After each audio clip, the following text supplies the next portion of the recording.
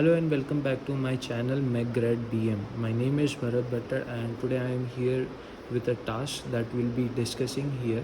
So today's task is write a code for sum of 1000 positive integers, and the content that we'll be discussing here is coding logic, flowchart, pseudocode and syntax explanation. So first thing that we have to do here is we have to create an array of 1000 positive integers. So what are positive 1000 positive integers और n positive integers? So यार n positive integers वो integers होते हैं जो natural numbers है. Natural numbers भी integers ही कहलाए जाते हैं. So integers they start from minus infinity to plus infinity and natural numbers they start from 1 to infinity. So natural numbers are like subdivision और like subset. जो set का concept use करते थे, sets and Venn diagram. So set so natural numbers are subset of integers. So पहले हम लोग यहाँ पे एक एरे क्रिएट करेंगे. इसको कमेंट कर देते हैं. नंबर 1 क्रिएटिंग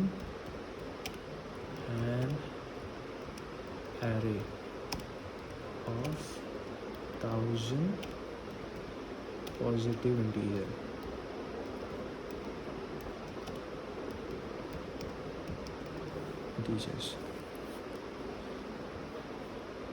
सो अभी हम लोगों ने यहाँ पे एरे के लिए कमेंट किया है. सो अभी हम लोग क्रिएट करते हैं array. So McGrad BM is equals to. So array create करने के लिए हम लोग लिनस्पेस सिंटैक्स का यूज़ करेंगे. Linspace opening curly brackets. So starting value यहाँ पे 1 है, एंडिंग वैल्यू 1000 है और टोटल नंबर ऑफ एलिमेंट्स जो हमको एक एरे के अंदर चाहिए वो है 1000 एलिमेंट्स. एंड इसको हम लोग एंड करेंगे सेमी कोलन के साथ. सो दैट कमांड विंडो के अंदर जो एरे के जो आउटपुट है, ये जो कमांड है उसकी आउटपुट है वो आनी नहीं चाहिए, वो सीधा के सीधा वर्क स्पेस के अंदर स्टोर हो जानी चाहिए. इसलिए हम लोग सेमी कोलन का यूज़ करते हैं. जो दूसरी चीज़ हम लोग यहाँ पे ये करेंगे वो है इनिशियलाइज़ करेंगे एक वैल्यू वेरिएबल के लिए, वेरिएबल की वैल्यू. क्योंकि हमको यहाँ पे एक वेरिएबल अज्यूम करना पड़ेगा. सो उसके लिए हम लोग उसकी वैल्यू इनिशियलाइज़ करेंगे कि ये स्टार्ट वैल्यू है. मैं आपको बताता हूँ कि बेसिकली मैटलैब में क्या होता है ना, कि जो कोड एक्सिक्यूट करने का प्रोसीजर होता है, मैटलैब जो है वो code top to bottom execute करेगा. जो पहले लाइन के अंदर कोड दिया हुआ रहेगा तो वो पहले उसको एक्सिक्यूट करेगा, फिर उसके बाद में सेकंड लाइन पे मूव करेगा, फिर थर्ड लाइन पे, फिर फोर्थ लाइन पे. तो ऐसे जो भी लास्ट लाइन है जहाँ तक के कोड लिखा हुआ है तो वहाँ तक के वो उसको एक्सिक्यूट करेगा फ्रॉम टॉप टू बॉटम. लेकिन फॉर अ पर्टिकुलर लाइन, जैसे suppose let me take an example, यहाँ पे लाइन 5 है. So let me highlight this line 5. तो लाइन 5 में क्या होगा, सबसे पहले वो RHS को एक्सिक्यूट करेगा. तो सबसे पहले वो एरे क्रिएट कर लेगा और उसके बाद में जो ये वैल्यू है, ये डेटा है, वो फिर इसके ये नेम के अंडर में, ये एरे नेम के अंडर में वो इस डेटा को स्टोर कर देगा. तो ये एक होता है. तो इसीलिए हम लोग initialising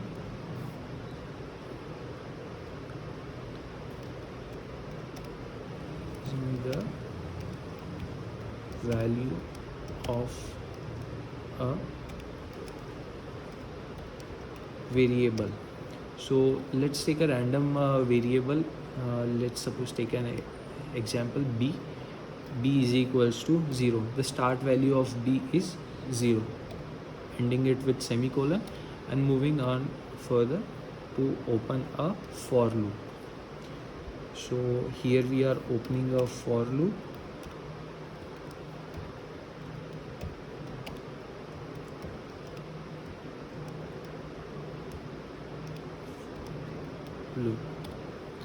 For and I. So I basically denote ये करता है कि नंबर ऑफ़ इटरेशंस, कि इटरेशंस का बेसिक मीनिंग ये होता है कि रिपीटेशंस। सो जो फॉर लूप के अंदर की जो स्टेटमेंट है उसको कितनी बार मेरे को फिर से रिपीटेटिवली एक्सिक्यूट करना है, तो आई वो डिनोट करता है कि इसको कितने बार एक्सिक्यूट करना है। तो आई के लिए हम लोग जो यूज़ करेंगे यहाँ पे कोड यूज़ करेंगे, I is equals to 1 semicolon length bracket, यहाँ पे एरे का नेम,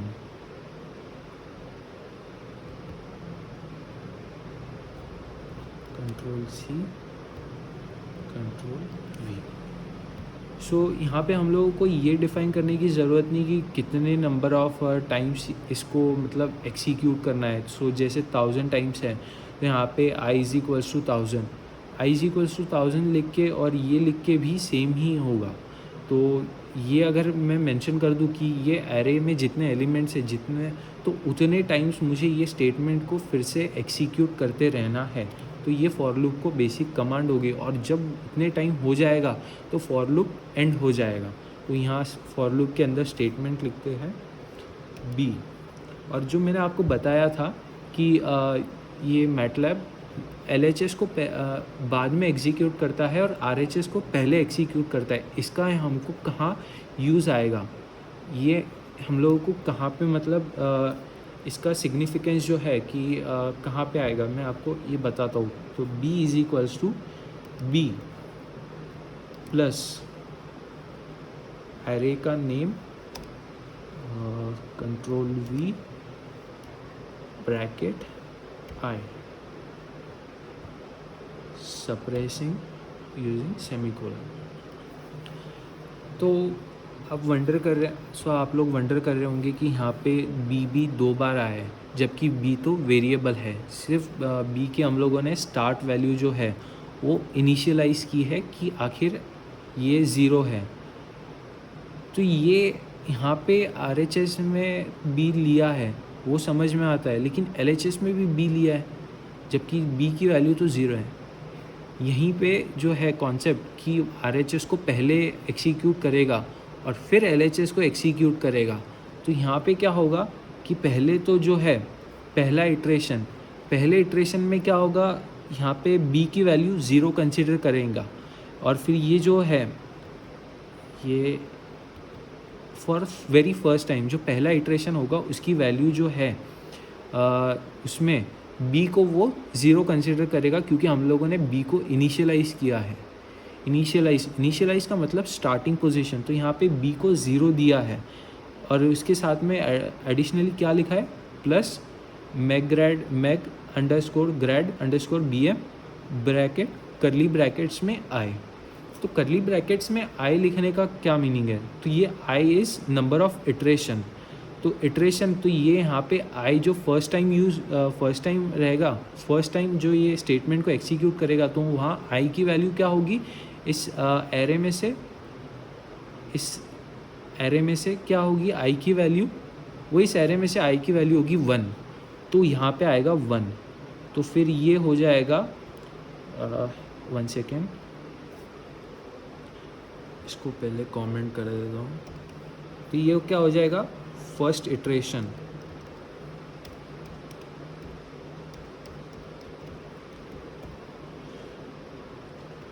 तो यहाँ पे जो होगा फर्स्ट इटरेशन के लिए, तो यहाँ पे B इज इक्वल्स टू 0 क्योंकि for the very first iteration B की कोई इनिशियल वैल्यू तो कंसिडर करना पड़ेगा। तो B की इनिशियल वैल्यू हम लोगों ने 0 दिए हुए, तो यहाँ 0 आ गया। फिर प्लस मैग्रेड BM ब्रैकेट में आई, पहला इटरेशन है तो आई की वैल्यू 1 हो जाएगी। जब आई की वैल्यू 1 हो गई तो यहाँ पे जो है इसको पता है कि ऊपर फॉर लूप के जस्ट बाद में नंबर ऑफ इटरेशन मेंशन किया है, तो मुझे कौन सी वैल्यू पिकअप करनी है। पहला इटरेशन के लिए तो मुझे फर्स्ट वैल्यू जो है एरे एलिमेंट से मुझे वो पिक करनी है और एरे का जो पहला एलिमेंट है उसका वैल्यू है 1, तो इज इक्वल्स टू कितना हो जाएगा 1। तो अब जो वैल्यू आई B की वो 1, तो अब वो स्टोर हो गई, तो ये यहाँ पे स्टोर हो गई। अब क्या होगा फॉर द सेकेंड इटरेशन, तो सेकेंड इटरेशन में जो है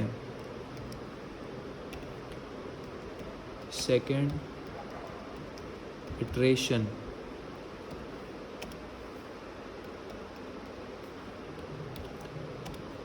तो अब b की वैल्यू जो है वो ऑलरेडी क्या है 1 आफ्टर फर्स्ट इटरेशन, तो इज इक्वल्स टू 1 प्लस, लेकिन अब चल कौन सा रहा है सेकेंड इटरेशन।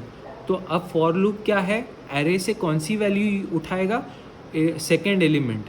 एरे से जो है वो सेकेंड एलिमेंट को उठाएगा, और सेकेंड एलिमेंट क्या है 2, 1 के बाद क्या आएगा 2, तो यहाँ पे है 2 इज इक्वल्स टू, और यहाँ पे b की वैल्यू क्या है फर्स्ट इटरेशन के बाद में 1, तो फिर ये आ जाएगा 3। तो फिर ऐसा हो जाएगा। फिर अभी हम आगे बढ़ेंगे फॉर थर्ड इटरेशन।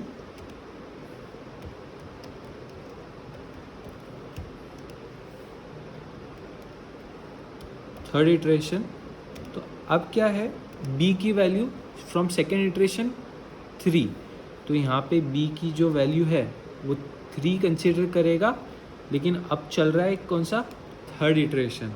तो अब थर्ड इटरेशन में तो वो एरे से कौन सा एलिमेंट पिक करेगा, थर्ड एलिमेंट, तो 3 इज इक्वल्स टू 6। तो ये ऐसा कंटिन्यू चलता रहेगा। b की वैल्यू जो है वो फिक्स नहीं है। यहाँ पे लाइन 8 में हम लोगों ने b की वैल्यू को सिर्फ इनिशियलाइज किया, हम लोगों ने फिक्स नहीं किया है, क्योंकि अगर फिक्स कर देते हम लोग तो यहाँ पे हम लोगों को फिर कुछ और यूज़ करना पड़ता था। यहाँ पे हम लोगों को फिर डिफरेंट लॉजिक यूज़ करके फिर ये नंबर ऑफ़ इटरेशंस को ऐसे रन कराना था। ये ईजीएस्ट वे है इस चीज़ को करने के लिए। तो ये ऐसा कंटिन्यूसली चलेगा। तो अब इसको एक बार रन करके देखते हैं क्या होता है। सी टास्क 1 हैज़ कंप्लीटेड। तो यहाँ पे b की फाइनल वैल्यू क्या है, b की आ गई फाइनल वैल्यू 5050। 1 सेकेंड, 5050 ये फाइनल वैल्यू आ गई। इसको चेक करने का और कौन सा तरीका है, अब बोलेंगे कि यार ये तरीका है, लेकिन जो बेसिक हम लोगों को जो तरीका पता है arithmetic progression, so sum of x positive n positive integers, so sum of n positive integers का कैसे हम लोग करेंगे,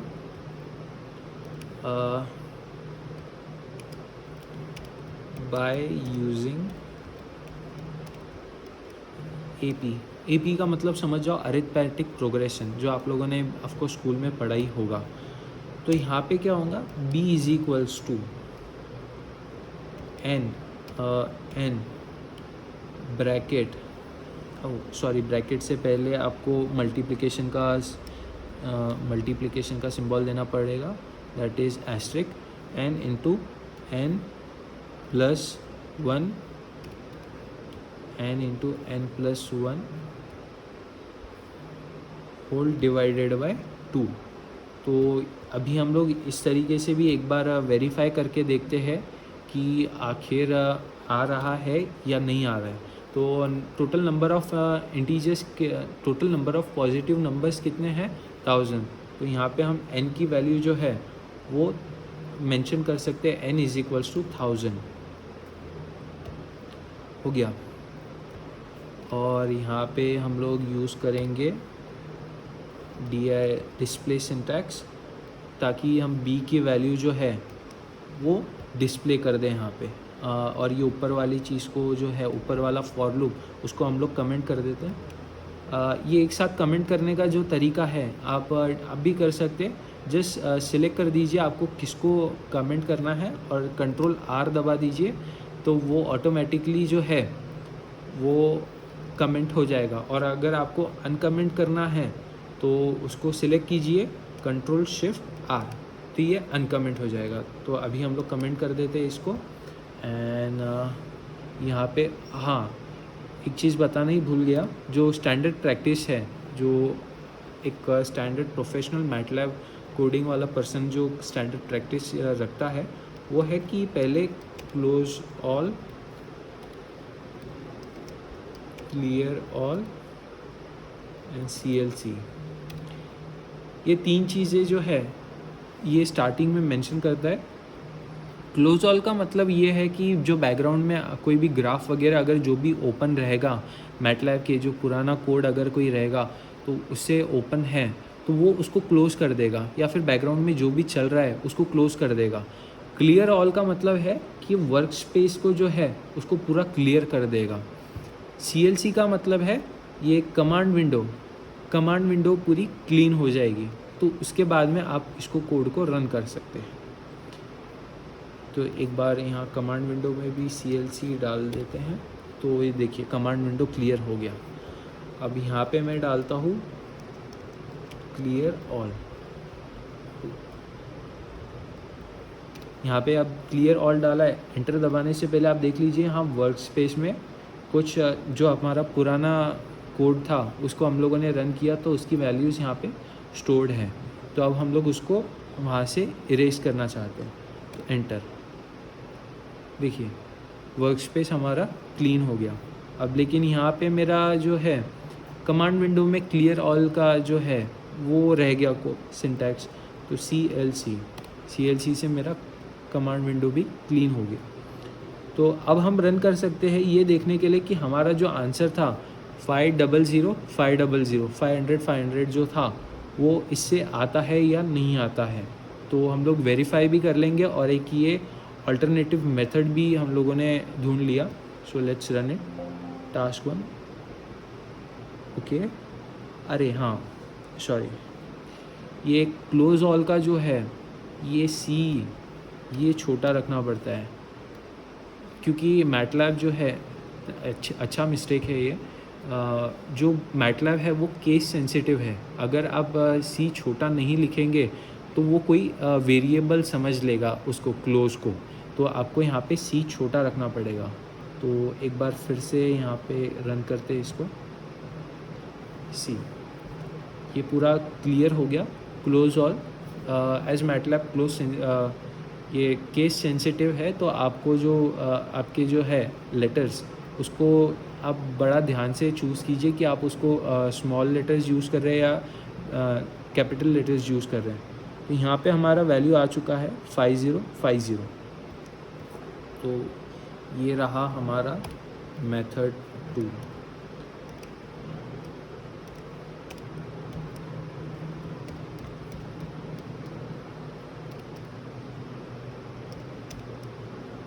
मेथड 2 और ये है हमारा मेथड 1। तो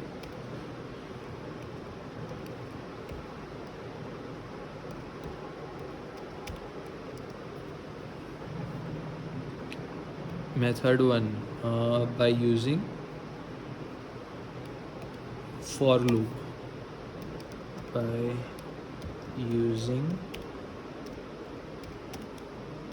for loop, और ये हमारा मेथड 2 है वो by using arithmetic progression, control X।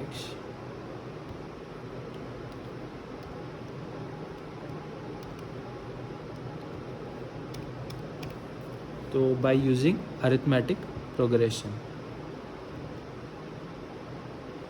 इसको हम लोग कोड से हटा देते हैं। ओ ये 3, इसको हम लोगों को कमेंटेड ही रखना है। फिर ये लिन स्पेस को, जो एरे हम लोगों ने क्रिएट किया था उसको अनकमेंट करते हैं। फिर उसके बाद में इनिशियल वैल्यू ऑफ b उसको भी अनकमेंट करते हैं।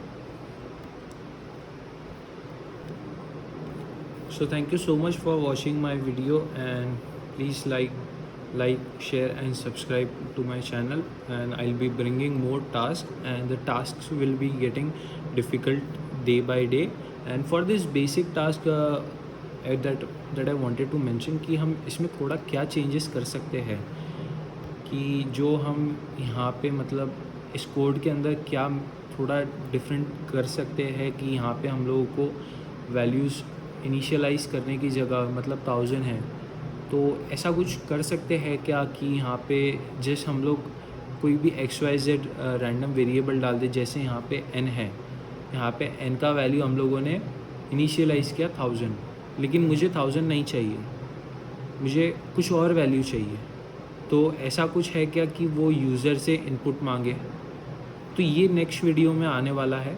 So stay tune, please like, do share and subscribe to this channel, and thank you for watching this video.